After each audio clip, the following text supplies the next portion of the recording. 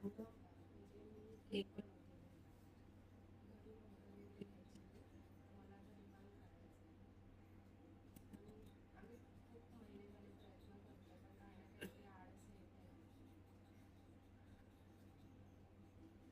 बाबा संकट पूर्ण झाल्याच्या नंतर समज आता आपण संकट पूर्ण झाले ना त्याच्यानंतर पण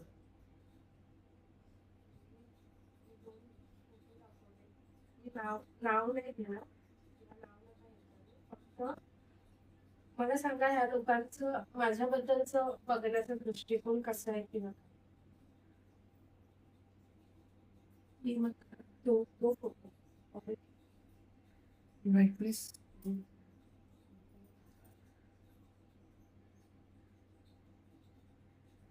अजून एक फोटो आहे हा.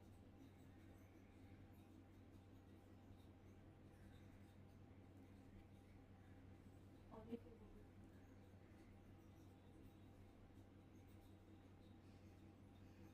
म्हणजे फॅमिली सारखं आहे. आमच्यासारखं घरी जेवढं काय बोलत नाही तेवढं त्यांना आम्ही तो वस्तू एखादी 2-2.5 वर्ष झाली. सगळं त्यांना आमच्याबद्दल माहिती आहे. सगळ्या गोष्टी. पण हल्ली हल्ली असं थोडं कॉपी पेस्ट केल्यासारखं वाटतं सगळं. म्हणजे जे इथे होतंय ते सगळं तिथे काही महिन्यांनी वेगळं होतंय. एकदा पैसे मागितले होते. ते पैसे म्हणजे गरज होती म्हणून आम्ही दिले. त्यांनी कॅश मागितली. आम्ही पूर्ण कॅश दिली. दुसरा फोटो जो बघितला तो कोणी दिला. त्यांनी आम्हाला पैसे दिले ना, त्यानंतर आम्हाला थोडंसं असं वेगळाच अनुभव घरामध्ये आला लागला. सगळं असं वेगळं व्हायला. म्हणजे मी घेतलेली साडी पण दुसऱ्या महिन्याला तिच्याकडे ती साडी येते. मग साध्या ड्रेसचा पॅटर्न पण जसा शिवला असेल तसाच तो तिथे येतो.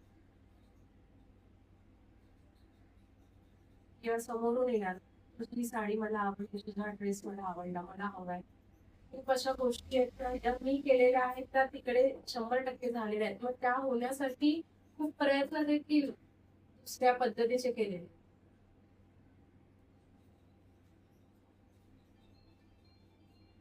नंतर तुम्ही काय त्रास आहे? नाही, त्रास असा नाही. मला हे विचारायचंय की त्यांचा माझ्याबद्दलचा दृष्टिकोन कसा आहे? म्हणजे चांगले आहेत का आमच्यासोबत, की कपटी मनाने वागतायत हे विचारायचं. बाबू कपटी कसं असतं कधी कधी ना कोणी असो स्त्री असो पुरुष असो त्याला आपल्या समोर एक आयडल ठेवतो. आयडल समजतं आयडल ठेवतात की आम्ही त्यांच्यासारखं वागावं त्यांच्यासारखं बघावं चालावं असं असतं बेटा.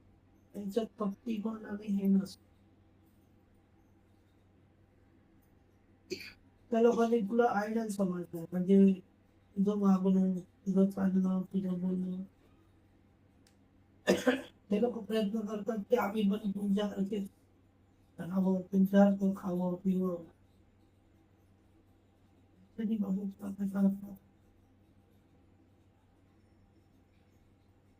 आणि जर तुला या गोष्टीचा त्रास वाटतोय तर मी बाजूला करून घेतो. नाही, तुम्ही काय निर्णय असेल ते सांगा. मला त्रास असं नाही, मी जस्ट विचारलं कारण असे आम्हाला वेगळे थोडेसे अनुभव आले त्याच्यातून आता ते बोलायचे बंद झालेत आमच्यासोबत. चांगली गोष्ट असते. बोलायचं बंद झाले चांगली गोष्ट बेटा. बघ बेटा माझ्याकडे आले असतं जे कोणी तुला वाईट विचार करणार ना ते स्वतःहून तुझ्यापासून दूर होईल. हा म्हणजे एक दोन मी तुमच्याकडे आल्यापासूनच थोडस मला असं वाटलं की नाही येत घरामध्ये, दारात मी जात आहेत पण आतमध्ये येत नाही. ज्यांनी कोण जो कोण पण असो मग तुझा सख्खा भाऊ असो कोण पण असो ज्यांनी तुझ्या संसारावर तुझ्यावर वाईट लक्ष ठेवलं त्याला मी बरोबर बाजूला घाल. आणि ती माझी जी बहीण दाखवते म्हणजे बोलते मी तिच्याबद्दल, ती आजपर्यंत माझ्याकडे येत नव्हती, ती यायला लागली. तिला आधी वाटायचं की आम्ही काहीतरी बोलू करू वगैरे म्हणून ती माझ्याकडे यायचं बंद झालेली. ती आता माझ्या घरी येऊन 1-1, 2-2 तास बसते, माझ्या घरचं खाते पिते. काय बाबू नको बाबू सगळं करून देईल नको हे कर फक्त पूजा पाठ करणार मी करते सारखं. हे बाबू कोण